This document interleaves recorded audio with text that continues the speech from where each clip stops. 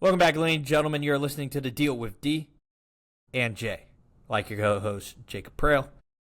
I said like your co-host. I am your co-host. Jacob Prale alongside me is DJ Stunnin' McCatherine, the DC boy himself. DJ, how we feeling?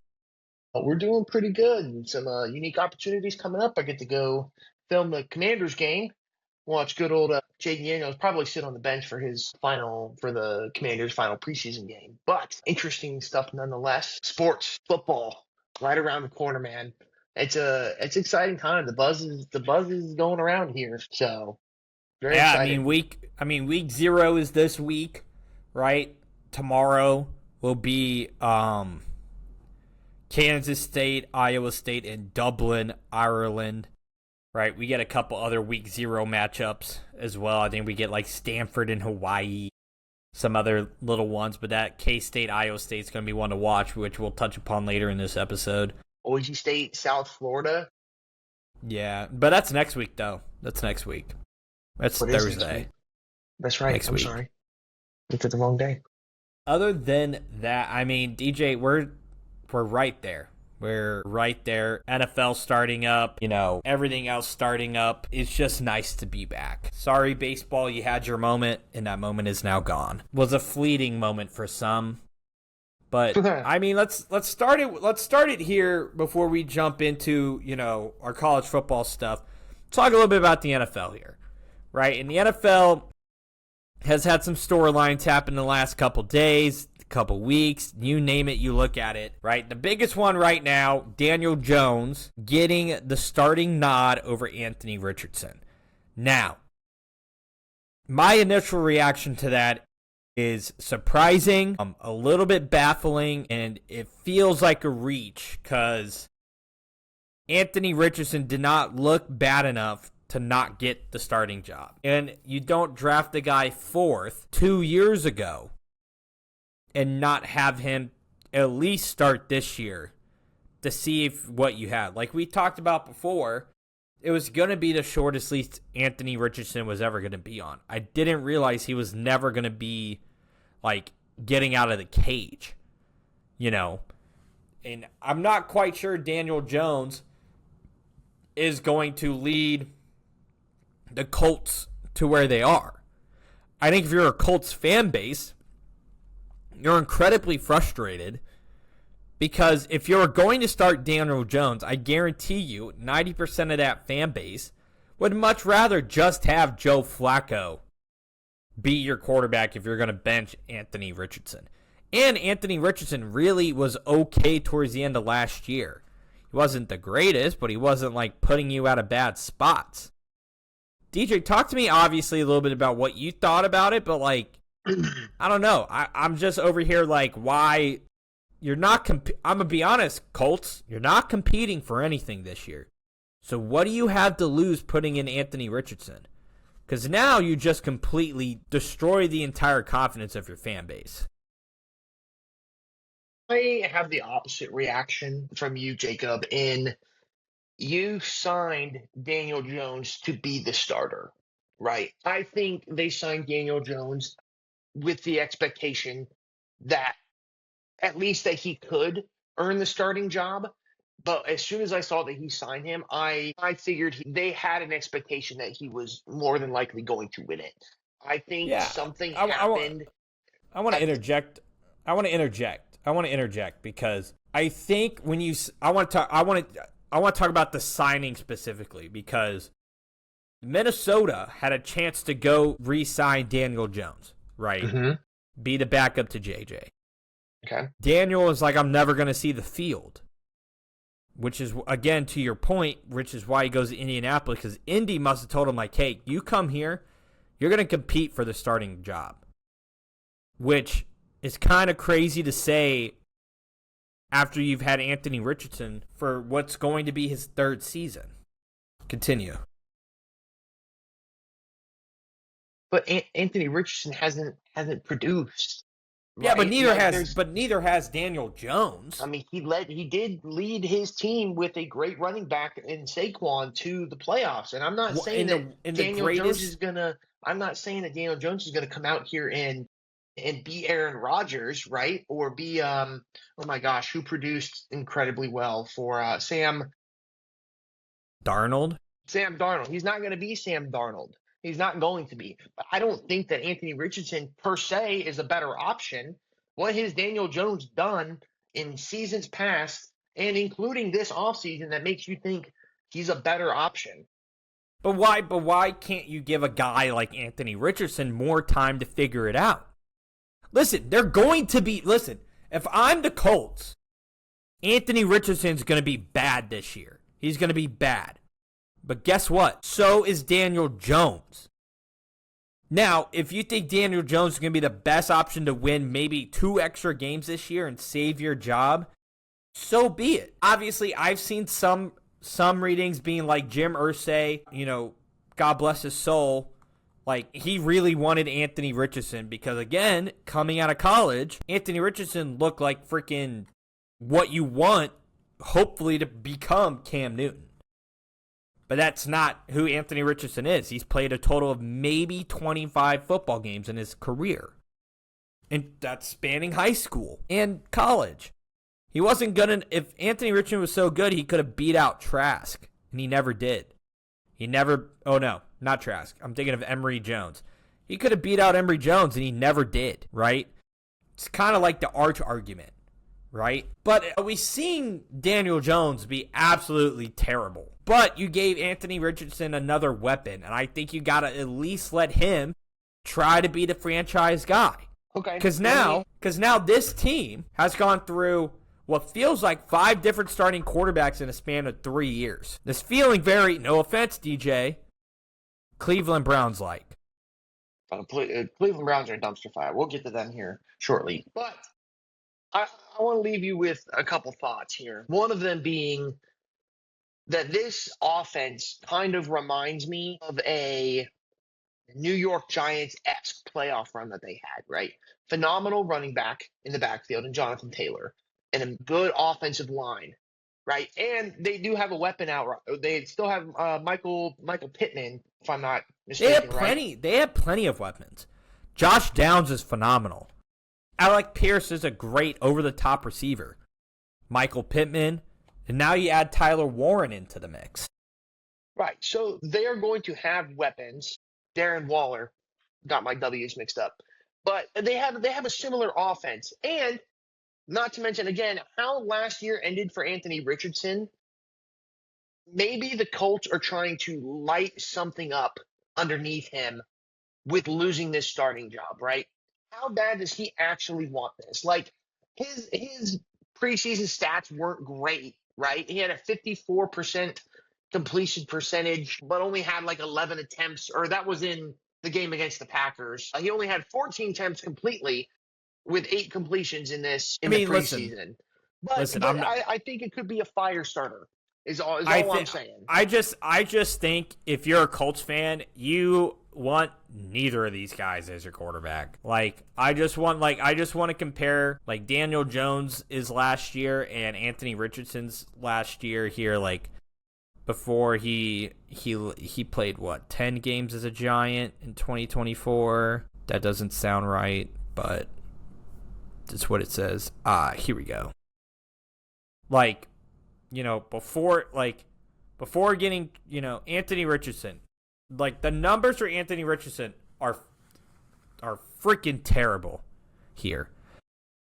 9 of 19, 47% completion percentage, 50 completion percentage. Got hurt against Pittsburgh, 41% completion percentage, 31% completion percentage, 66% completion, 39%, 50, 44, 63, and he got hurt again. Versus Daniel Jones here, again, 52, 57, 70, 72, 67, 53, 66, 63, 76, 59, and then he got cut and then signed on with Minnesota. I mean, on the one hand, you can see it, right? Mm-hmm. On the other hand, you really can't, because I don't know. He's the completion percentage looks good, but he throws so many interceptions. So I just think it's dependent on what you feel, right? I think, again, if you're the Colts, he's giving you the best chance to win. But I think it sends such a terrible message to your fan base when the guy you drafted 4th overall, right? Anthony Richardson was drafted in 2023? Yeah. Like, no, since 22. Yeah. No, 2023. I guess it was the year 23, yeah. Like, you're at 4. Obviously, you needed a quarterback, right? But, outside of, like, who are you going to go get, right? There was Bryce Young, CJ Stroud. I think Brock Purdy was in this draft, right? Will Levis. Like, none of them turned out to be good. Like, you just drew the short end of the stick, which is unfortunately what you do sometimes, in the NFL. But, like, man, you look at something like this, and at 4, like, you could have addressed so many different needs at 4. You could have gone Paris Johnson, you could have gone, Bijan, but you had Jonathan Taylor, though. You could have gone Jalen Carter, you could have gone Darnell Wright, you could have gone, a ton of other ways, right? But if I'm the Colts, man, it just sends such a bad message to your fan base. Anthony Richardson, I'll tell you right now, Anthony Richardson's not getting on the field unless there's an injury to Daniel Jones. I bet he does see the field. I think, what I think sealed him in is the backlash he got from getting injured in the first preseason game, right? He had the 5-man front. They were showing the 6 pressure. So, like, somebody's getting off the edge free, right? And he didn't recognize it. He goes and steps back and then just gets blown up when he should have, done his pre-snap read, should have maybe accounted for that. And he never even felt it either. I think that's what did him in versus a guy like Daniel Jones. I think will feel that. He'll see that. But Josh Downs' stock went up, people. That thing just skyrocketed. Josh Downs' stock all the way up, baby. Tyler Warren's stock also up. But Warren's going to be a G. Yeah, I think he'll be good given the opportunities that he can hopefully get. I think right?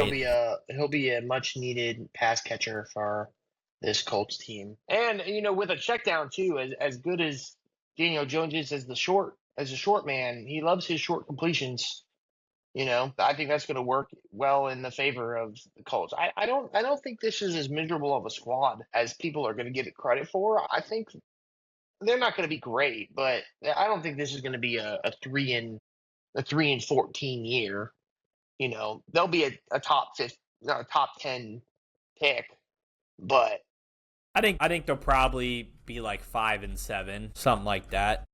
So it'll be a building year. Not 5-7, like 5-11. 5-11. I think for them it's slim pickings, man. I think for the NFL this year, the teams are at the bottom. Like they're so bad. Like it's almost like, how do you get yourself out of there, right? Like, let's talk about Tennessee here for a second. Yeah. Cam Ward, Calvin Ridley. They just lost Tajay Spears, so Tony Pollard is going to be the primary back to start the year at least, right? And Cam Ward, man, like, that Titans O-line is going to get him killed. I think Cam Ward's talented enough to get the ball out quick and be okay, but that Titan team's bad. New Orleans is looking like the worst team I've ever seen. They're going to start Spencer Rattler or Tyler Shuck at quarterback, or Jake Hayner, who's throwing rugby balls on the sideline, right? You got the Cleveland Browns, who have 17 quarterbacks. They got Joe Flacco, who's in his age 40 year, it feels like, with Kenny Pickett, Shedeur, and Dylan Gabriel sitting in the background, and your guy that you paid $240 million in Deshaun Watson to just sit and watch. Like, Quinshon Judkins looks to be a bright spot. I think he's going to be good. But outside of that team looks terrible besides Myles Garrett. I really wish Myles Garrett got traded because I would rather him. The Jets are going to be terrible. I think the Giants are going to be much better than most people are going to give them credit for, though. I think the Jets are going to be better than what you're giving credit for. No, dude. No. I'm not riding as high on the Jets as I've led you astray this last 3 years. The last 3 years. 2 years. It Yeah, was 2. We'll do 2. both We'll Aaron do 2. Rodgers years. But I think they could very much be a second or third place team. Very easily could be a second place team in that division. Yeah, because that division is terrible. The NFC, They finished last in both of them. the AFC East is terrible. Terrible. I think Miami's going to be bad. And it's not because I don't think Miami's offense is good. I just think the defense is full of nothing. I think New England's going to be much better than they normally are. I think Drake May is going to take another massive step forward. I'm a little bit worried about the offense, but they brought back McDaniels, and he does great with quarterbacks on it, just as an offensive coordinator guy, right? Not as a head coach, right? Vrabel's going to be much better. I think the Jets, with new coach, new quarterback, name a wide receiver that's not Garrett Wilson on that team. Isn't it? It starts with an L. Nope, I need you to name it. You're getting no help from me. Don't look it up either. I know. I saw your eyes. Yeah, I am. You're not a ball knower because it's Alan Lazard is wide receiver too. Lazard, I was there. Alan Lazard. Whatever. Lazard. Right, like you have Braylon Allen, you have Breece Hall. The defense is, hopefully going to be good. Like, there's just so many question marks with the Jets. And I also just, I used to be on the Justin Fields train. I thought he could be good. I haven't seen him throwing the ball in the preseason. All he does is run. Brother. I need to see some throws. The Bills are going to win that division pretty easily. I do agree. But the Bills have their own problems. They don't got any receivers, man. They hope Keon Coleman can take the next step, but they'll be just as fine as they were last year. They signed a deal with Cook. Yeah, I like that move. That move was great. In the backfield there, and he was a massive help to them. They took a big step in the run game this past year, and it worked wonders for them. It helped Josh Allen, and especially in a season where we thought the Bills were going to take a step back because they didn't have wide receivers. But now you've surrounded them with decent players, right? They're young players, but they proved a good amount last year in being able. And I think this year, if you can get them to relieve more of the stress that Allen had on him last year, right? Because they're only going to get better. So I think the Bills will be fine. They do have their issues, right? But having the whole offseason to work on a good first year with a bunch of rookies, I think they'll be fine. They'll be fine for sure. How do we feel about the Bengals? Because it somehow is getting worse in Cincinnati. I don't know how it could be worse than last year, but it's getting worse. Like, the defense might be new levels of bad that we have never seen before. They got torn to shreds by Tanner McKee, and I don't even know who the Washington backup is. Mariota? He got torn to shreds. The Bengals are going to be arguably a historically good offensive team and have a historically bad defensive. Will Joe Burrow be the first? Someone may have to stat check us on this because I don't know this off the top of my head. Will Joe Burrow be the first league MVP with a team with a losing record? I don't. Damn near, because he damn near won it last year, and they were terrible. They were 8-8. So the Bengals are funky, right? Because their defense, the year that they went to the Super Bowl, they also had a not great defense. Yeah, right? But the defensive one line. Of the worst. But the defensive line was much better. They had Hendrickson and Hubbard to get after people. They no longer have Hubbard, and they no longer have Hendrickson. And while Shamar Stewart looks pretty good in camp, that's camp. We haven't played NFL snaps yet. I just watched Joe Burrow, last night absolutely run for his life. Was that with the starting offensive line though? Yeah. Goody. It's I genuinely think he might be the first guy to win MVP. This isn't my official take, but he could be the first guy to have to go win an MVP, and his team is 6-10. This team is new records, new levels of bad. They're so bad. Joe Burrow, again, his rookie year, right, when he took the Bengals to the Super Bowl, he was sacked 14 times. 14 times. He was up there in the league in most sacks given up. And I know you said the defensive line was better, but football just has this weird way of working itself out when that offense is so powerful. I mean, we've seen it with the Chiefs, man. And I'm not calling this. I mean, this offense actually could be better than the Chiefs' offense. It very, very easily could be. So it's just gonna look like a Big 12 game, every week for the Bengals. I think it could get them pretty far. It's just not going to get them past the Ravens. I think the most interesting. I want to stay in the AFC. I think there's two interesting divisions in football this year that you have to keep an eye on.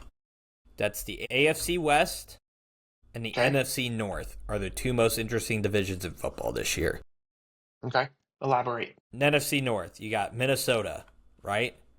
14-3 last year. Sam Darnold walks. They let J.J. McCarthy, we're thinking he's going to be the starter. Can he live up to expectations? Mm-hmm. Right? Playoffs is absolute must for J.J. The Packers, can they rebound after kind of what felt like a very sluggish year for them last year? Right? Still made the playoffs, but not great. Can Jordan Love take a big step up? And really explode out onto the scene, right? Aaron Rodgers, when he turned 27, what did he do? Win the Super Bowl. Brett Favre, he turned 27, what did he do? Win the Super Bowl. Jordan Love's turning 27 this season, right? Keep an eye on that. We got Detroit. You lose both your coordinators, right? What does that look like? New offensive coordinator, new defensive coordinator. Defense is fully healthy, right? But, you have Jahmyr Gibbs. Can Detroit get the monkey off their back? Or how vital are those two coordinators like we've talked about before, right? And then you got Chicago, man, who... They've looked good this preseason. I know it's preseason, but, and you don't got a lot of the starters in there, but Caleb Williams looked good. He knows where to go with the ball at least. He's not looking frantic. If he doesn't like what he has, he gets the ball out of harm's way. The Bears just look different. Ben Johnson's running a tight ship over there. Luther Burden's crushing it on the second team aspect. They beat the crap out of the Bills 38-0. Granted, preseason, no Josh Allen, no nothing. Right? But if all these teams pop off with what we think they're supposed to do, who's left out of the playoffs? Out of that division, right? Don't make that prediction now, but you know what I'm saying? Who gets left out? I still think it'll be Chicago, right? But who gets left out? Could be Minnesota, could be Detroit, could be Green Bay. Yeah. And then you look at the AFC West, the Chargers, Jim Harbaugh, right? Herbert, McConkey, Amari and Hampton. You have the defense. Can they get over the hump? Can Herbert be the guy to take the next elite level up? Because everyone thinks Herbert's elite, which he's a very, very good quarterback. But he's feeling very Phillip Rivers-like right now, man. I need to see some pizzazz here. I need a playoff win. Right? We haven't gotten there. You got, obviously, the Chiefs. Mahomes, Worthy, Kelsey, Pacheco, Chris Jones, Karlaftis, the defense, Spagnuolo, Andy Reid, Matt Nagy. Rashee Rice is going to get suspended. It's a matter of when and how long versus a matter of if. Right? And then you look at the Broncos. Second year under Bo Nix. Second year under Sean Payton. Right? You bring in R.J. Harvey. You bring in Pat Bryant, who I think is a guy to keep an eye on. The defense is an insanely great defense. So good. So good. Like, Pat Surtain, curtains. Can't throw on his side of the field. They got another guy you can't, like, the defense just gets better. And then you got Vegas, who isn't going to be competing with these teams. But you can't tell me they're not interesting. Geno Smith, Pete Carroll, Genty, Brock Bowers. The defense is terrible, but like you have enough flashy guys out there in Vegas that makes you want to watch. Right. You It know, might be so able I to steal think a couple games from a couple of those teams out there. that's why I think they're the two most interesting teams, man. I just two most interesting divisions. I think there's just so many question marks in that area. And I think all the division games are going to be phenomenal. I think the NFL is going to be riding on high this year. I think it's going to be super entertaining. A bunch of these young guys. I mean, we're looking at a bunch of replacements to old legends, man, as well. A bunch of new guys coming up. A couple of these middle class teams. Speaking of, I don't know if you could consider them middle class, but you know how good the Bucks are going to look this year?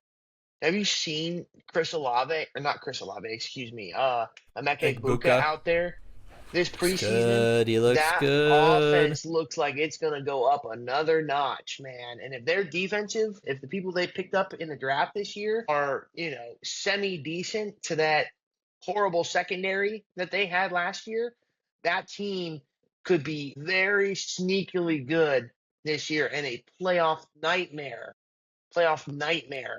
for anybody who goes up against them. I think besides the Saints, I think Carolina's going to take another step. I thought Bryce Young, to finish the year, looked really impressive.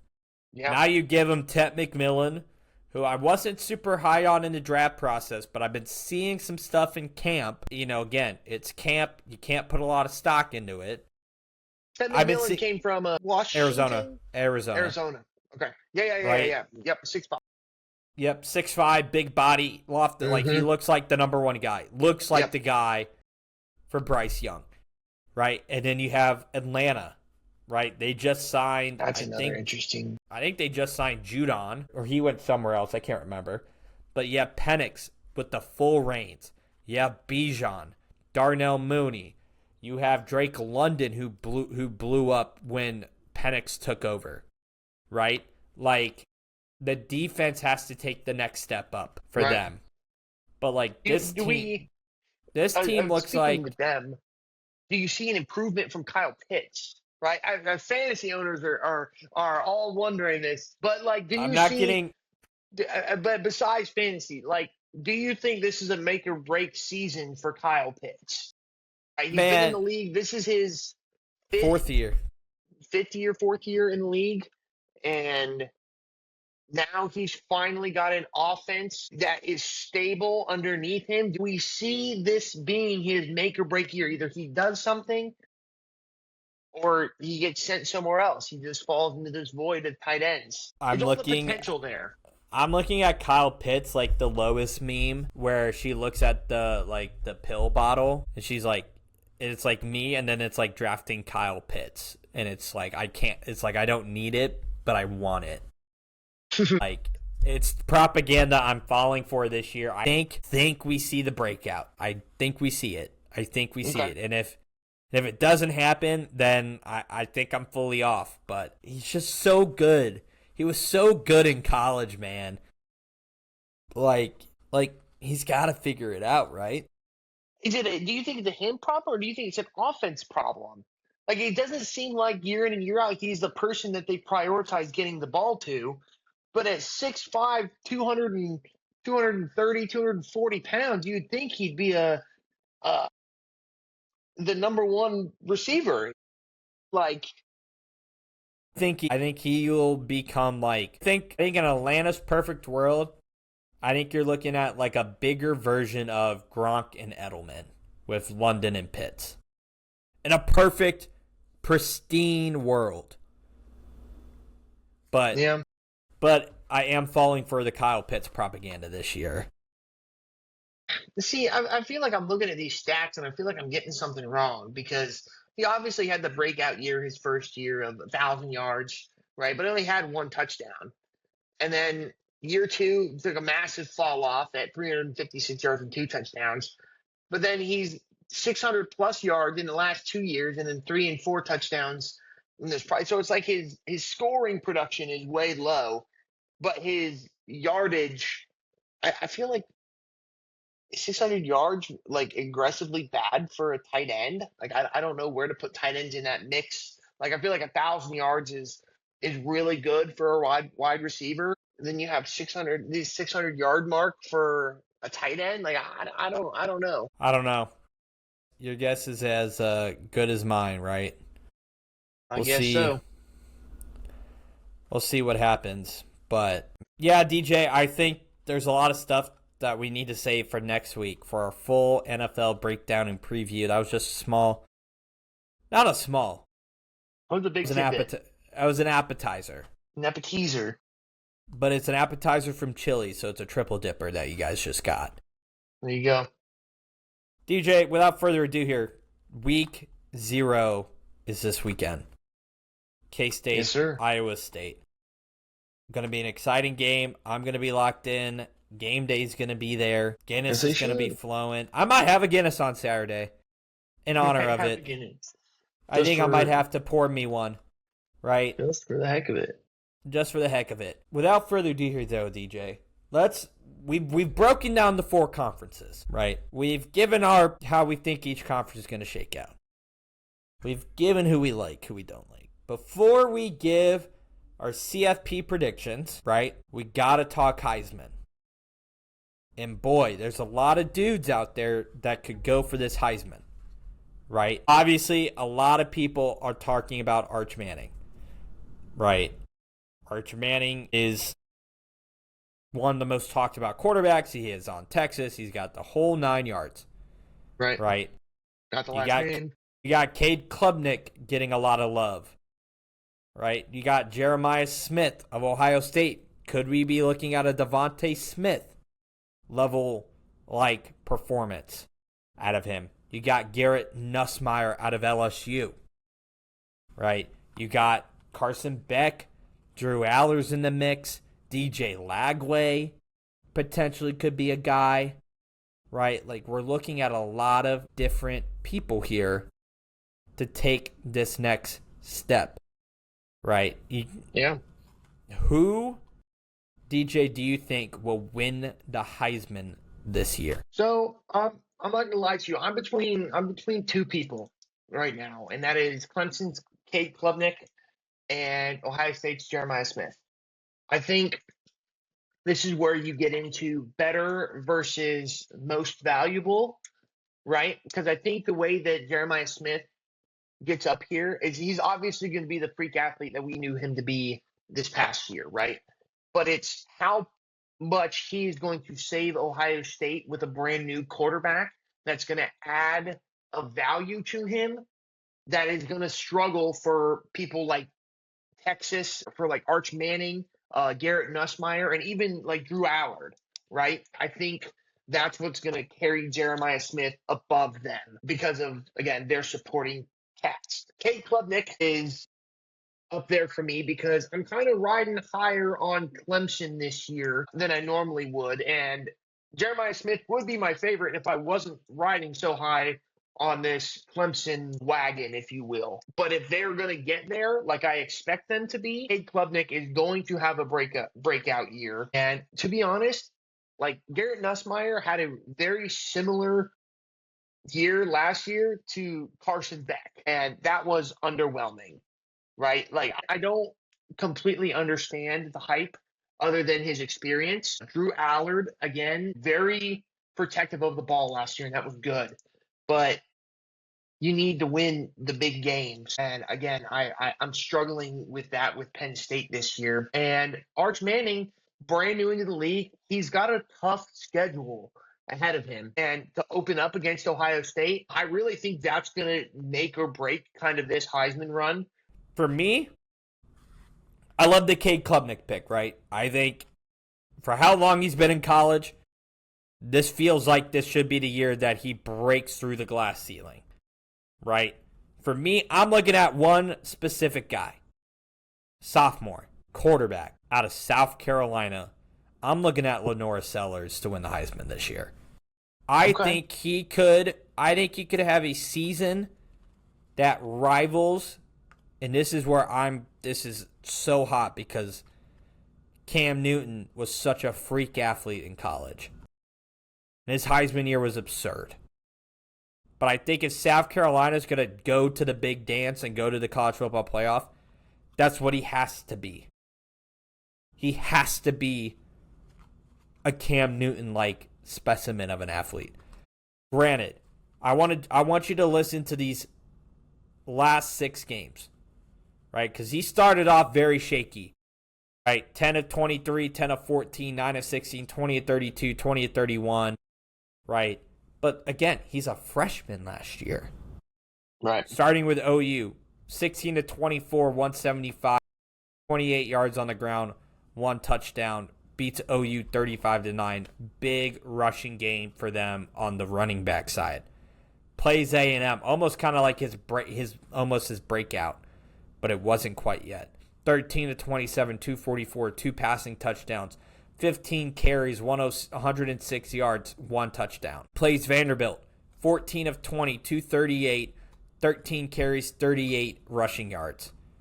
Plays Mizzou, 21 of 30, 353 passing, 5 total touchdowns, 14 carries, 45 yards on the ground.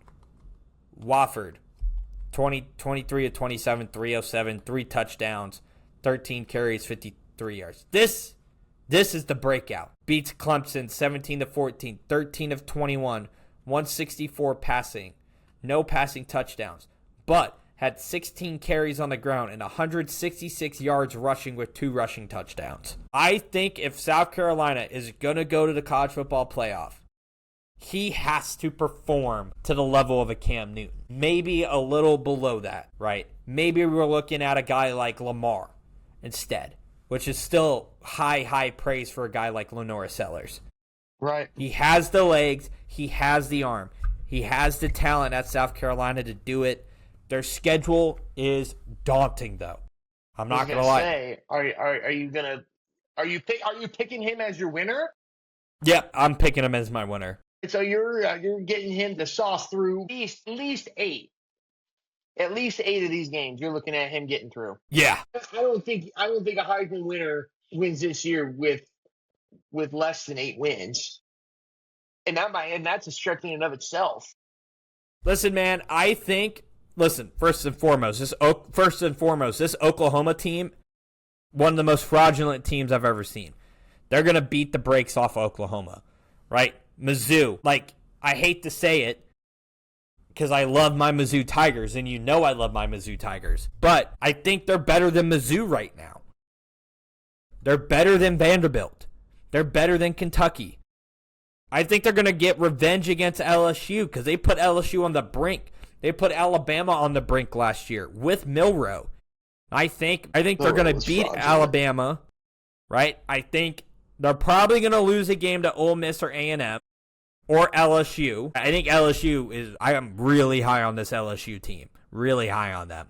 Because I'm really high on Nussmeier. Right? But, I think they can beat Ole Miss. And I think they can beat A&M. And I think they can go toe-to-toe with Clemson. Because they did it last year. Mm. And if that translates with a full offseason program with Shane Beamer, with Nick Harbor, with that running back, with the defense, how does he not? How do they not go and compete for an SEC title and go and win the SEC and go compete in the college football playoff? My Heisman winner, my preseason Heisman winner, because this will obviously change when we get into the season, but when we start seeing who the actual candidates are. That's the confidence in you, my boy. Confidence, dude. Maybe I'm Delulu, but I think Lenora Sellers is going to New York for sure. And I think he'll win it because I think South Carolina will end up as a top 10 team this year. So you're even predicting them to go to the playoffs. Yep. I think they get into the playoffs. Which, speaking of the playoff, DJ, let's segue right into it. There you go. let's give our top 12, right? So remember, this year, DJ, the top 4 teams are not the conference winners, right?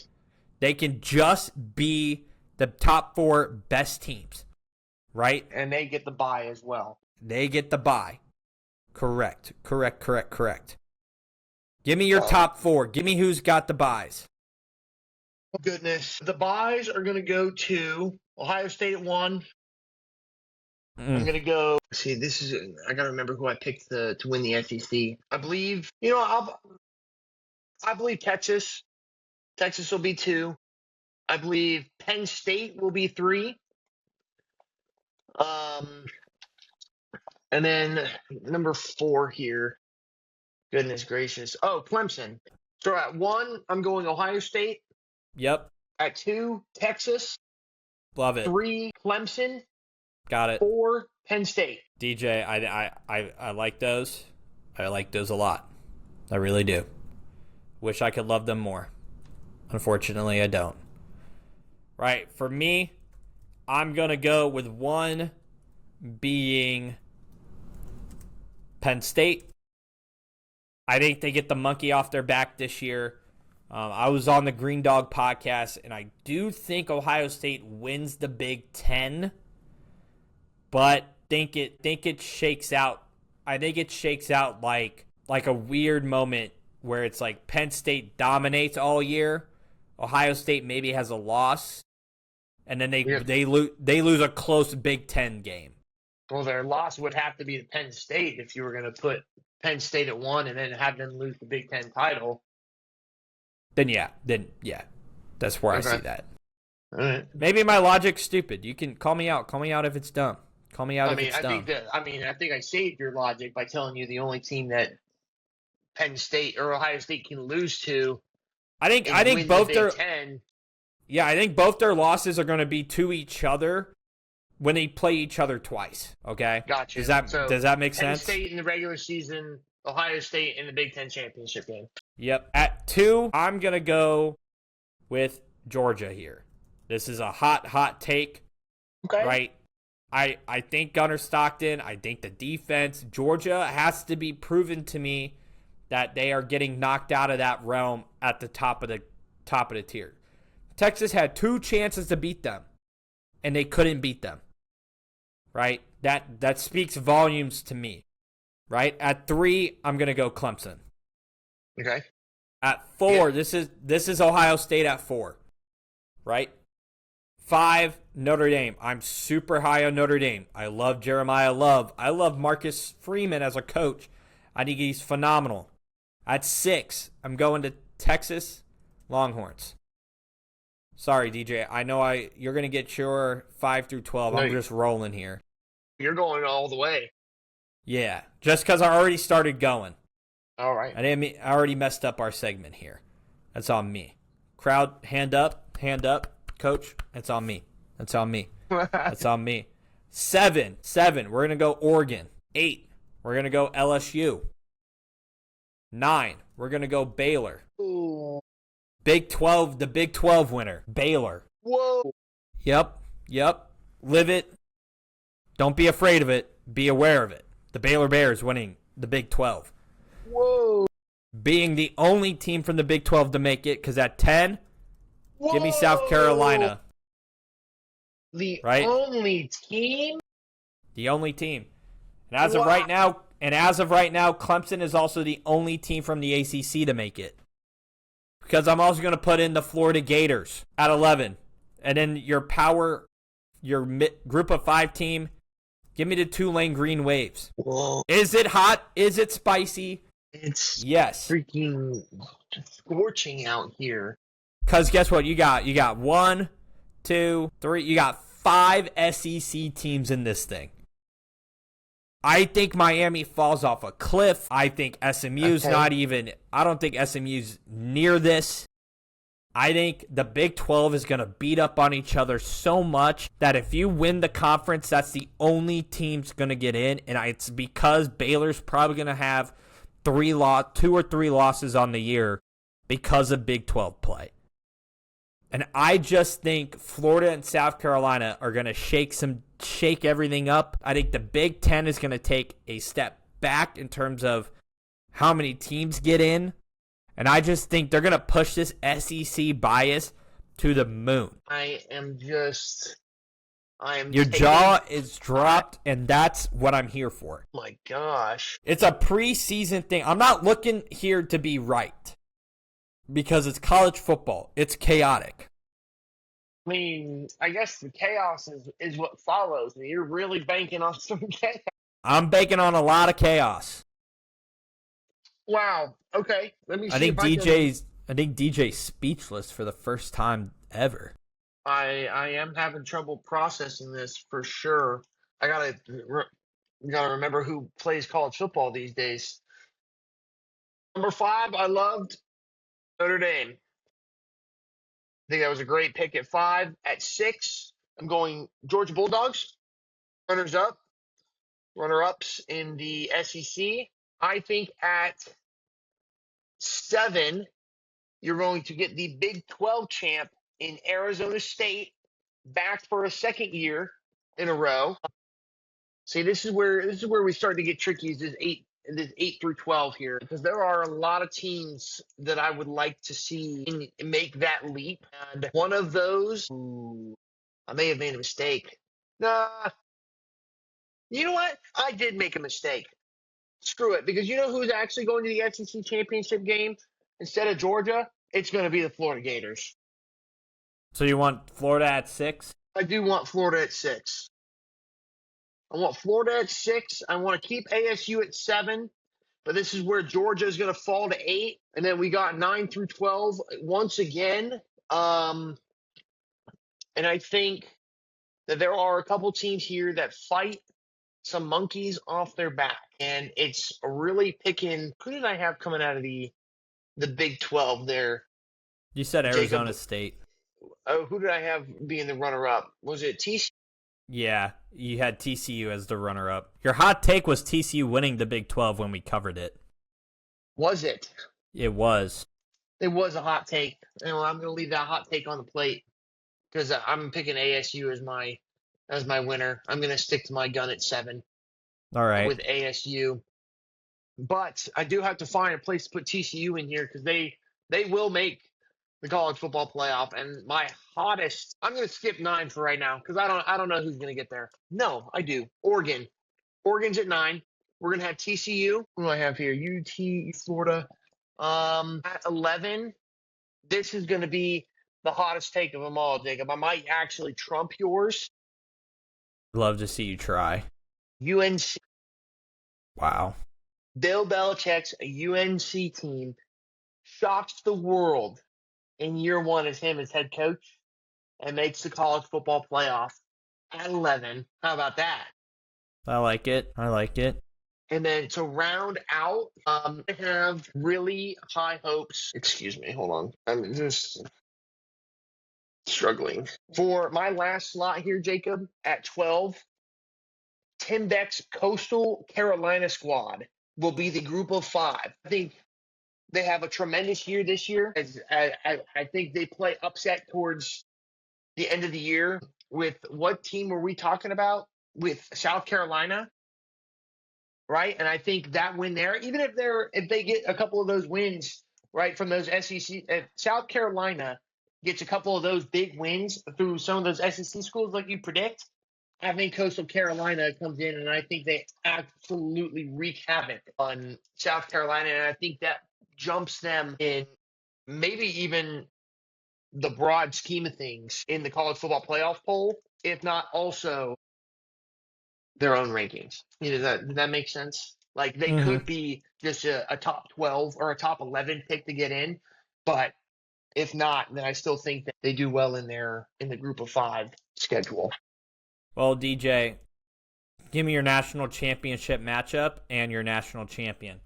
Don't worry about how the bracket shifts out. I can tell you if they're on the same side of the bracket or not. But talk to me. Jeez.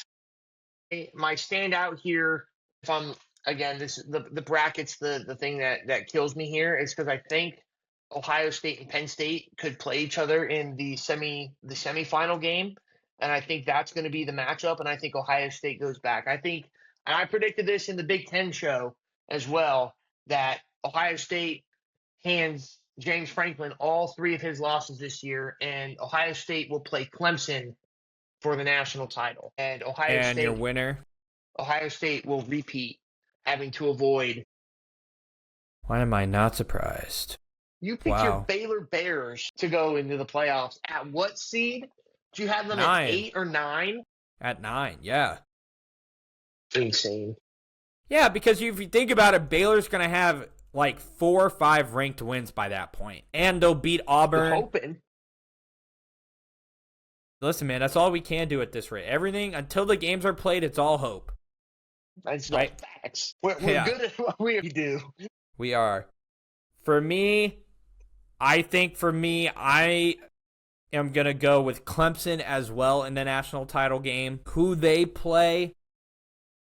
I think there's only one right answer for you here. I think if I'm looking in your head, I think there's only one answer. You're right. Tulane. I'm just kidding. I think the Demons get shaken off for Penn State this year.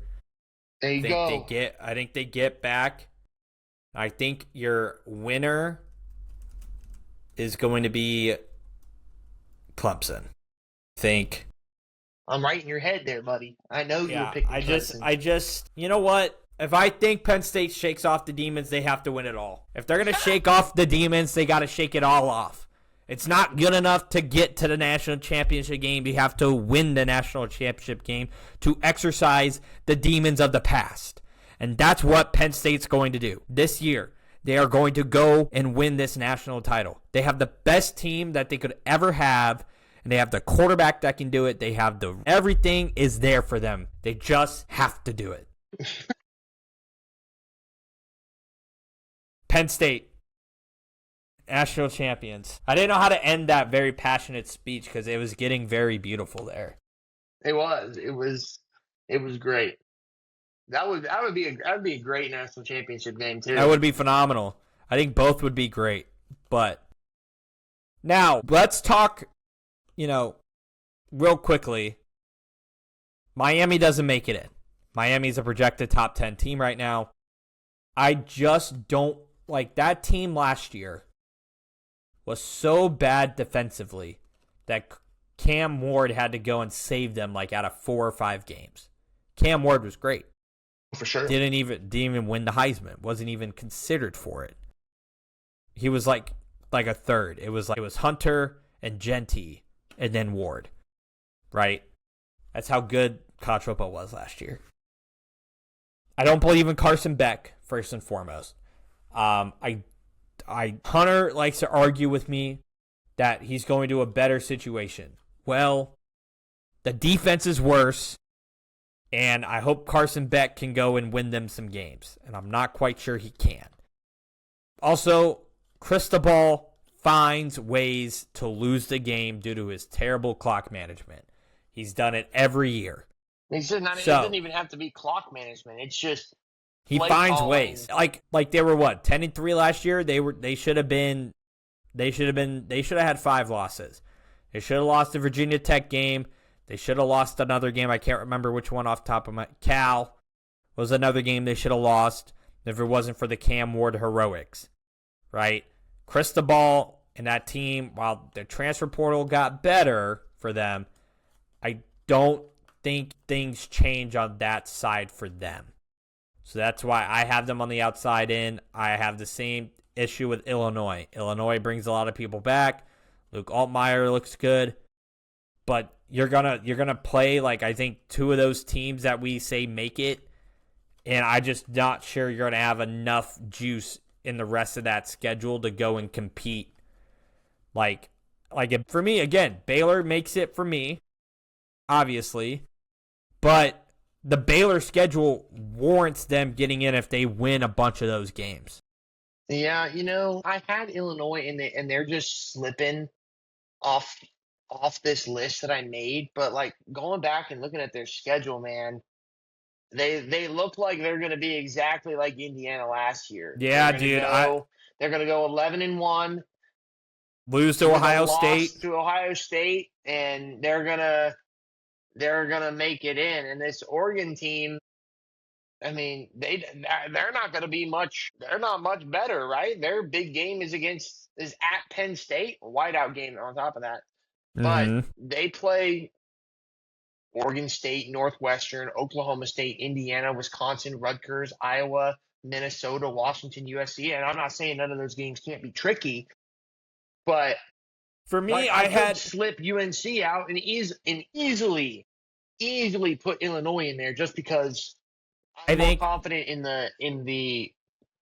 the committee to put an 11-1 team over maybe a 10-2 UNC team.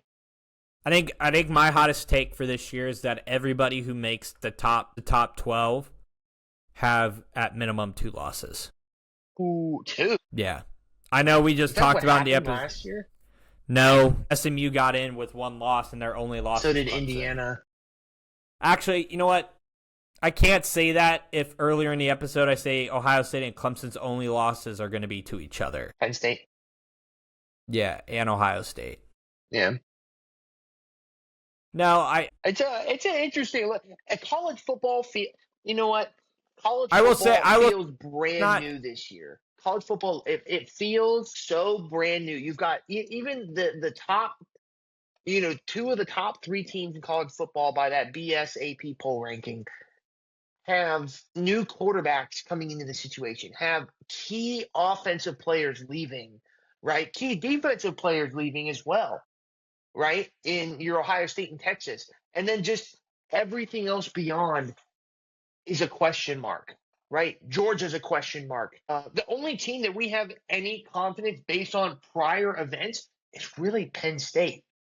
Penn State's really the only team that is bringing back so many players that you could sit here and be like, yes, we're confident in the ability and hoping they improve on what we've already seen, right? Because they performed well last year against Ohio State. They performed well against Oregon. They performed well in the playoffs, fell short, but we've seen it. That same team is coming back, and we've seen it. But everything else behind Penn State and the one team in front of them has something that is explicitly new, like game-changing new. Quarterback, coordinators. I'd be even so confident in saying confidence in some of these programs, right? Like my confidence in Georgia right now, if they make the playoffs, they're not going to be a favorite for me. Like I may have had them in the top 8, but what are we looking at? We're not confident in Florida's and Napier's squad. How confident are we in Arch Manning? Is he going to fill the shoes that everybody else has fit him for? And so there's just so many question marks. And like you said, it's all just a guess. We are good at our It's all job, just a but guess. It is all just a guess. It's all just a guess. Both things can be true. We're good at our job, and it's just a guess. Come here to listen. You come here for takes. We got takes. Sometimes they make sense. Sometimes they don't. Right now, I'm a little bit of both. But DJ, football is this weekend.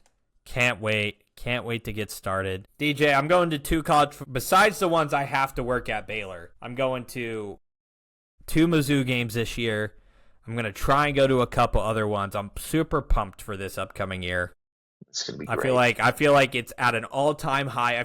I say that every year, but this is the year where I'm like, I look at the teams, I'm like, you can make a case for Florida. You can make a case for South Carolina like we did. We can make a case for Baylor and Arizona State and Texas and Georgia, Penn State, Ohio State, Notre Dame even, Alabama. We left Alabama out, and Alabama's a preseason number 9.